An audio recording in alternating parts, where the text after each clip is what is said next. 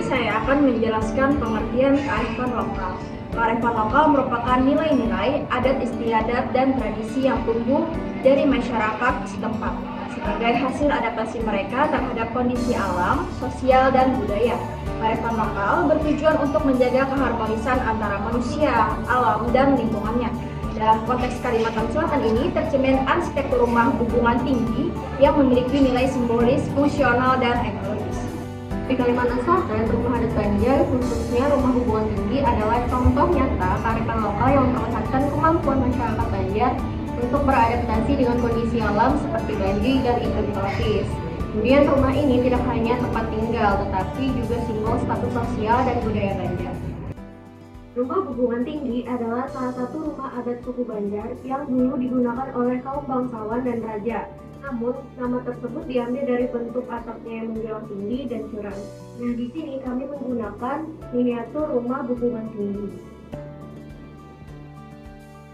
Nah, di sini saya akan menjelaskan tentang arsitektur dan fungsinya.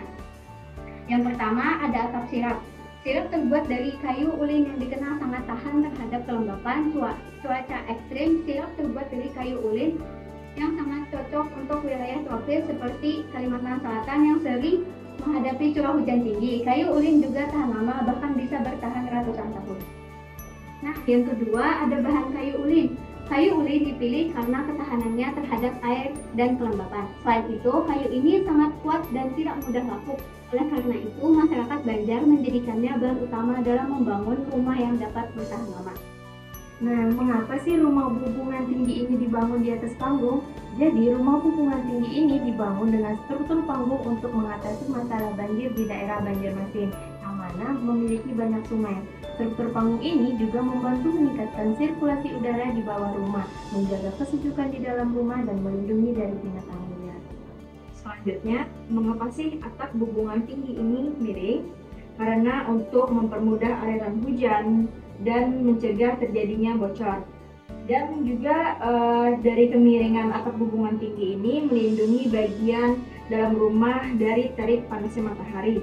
Terus dilihat dari maknanya, atap yang menjulang tinggi ini mencerminkan status sosial pemilik rumah sebagai seorang bangsawan.